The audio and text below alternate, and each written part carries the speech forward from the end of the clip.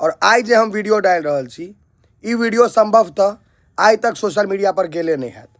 हम कहलिए ई निश्चित कवर कल जाए क्योंकि ई हिंदू धर्म सनातन धर्म में बहुत आदमी के नहीं हेतन बुझल। 12 साल तक कोई अहाँ के नहीं भेटैया घर के लोग हरा गए तो अहाँ के ओकर श्राद्ध करऽ पड़त विधिवत।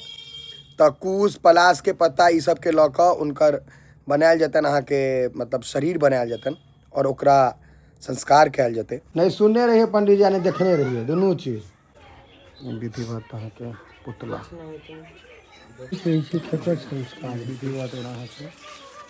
पलाश के पत्ता पलाश के पत्ता यहाँ के आटा धागा कार्य हेबाक चाहिए पंडित जी। ऊन के ऊन कंपलसरी है कारी कलर के छे ऊने से बने थे। देखिए ते अहीं सब पहिरलन साड़ी हम फेर सरिया देबन। ये देखियो कदी पुतला ने बुझा रहल छै। हां बनेबै छी कि नै यौ?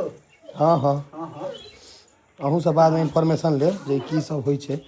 पंडित जी एकटा बात बताओ जे ई जे श्राद्ध छै एकरा की कहल जाय छै? मृतक के लेल नरपरंदा बनै छै। हां नरपरंदा बनले। हां ई जे पुतला छै ओकरा नरपरंदा कहल जाय छै। नरपरंदा 360 टा पलाशक पात के बनै छै।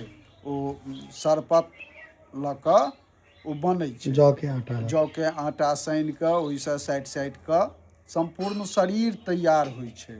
संपूर्ण शरीरे टा नहीं ओकर अंग जे छै आंगूर जना भेले पैर के आंगूर हाथ के आंगूर 5-5 टा के मूड़ी सबटा तैयार होइ छै। नारियल सब मूड़ी तैयार होइ छै।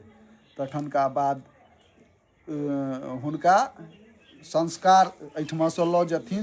बेसी दिन जे घर सब बिछुड़ कते साल 12 साल के कम से कम 12 साल तो 12 साल के एकटा युग माने छी। हाँ 12 साल सब बेसी जब बिछुड़ना भऽ गेलनि तखनका बाद हुनका आत्मा के शांति के लेल 12 साल मतलब कते बुढ़ापा में 90 में नहीं बुढ़ापा जो मन मान जाइ छै जे ई बूढ़ भऽ गेल हथिन कतौ मरि गेलखिन किछु भेलनि बूढ़ अपन कर्तव्य लोग करैया तो अपन पुत्र के जे कर्तव्य छै से करैया।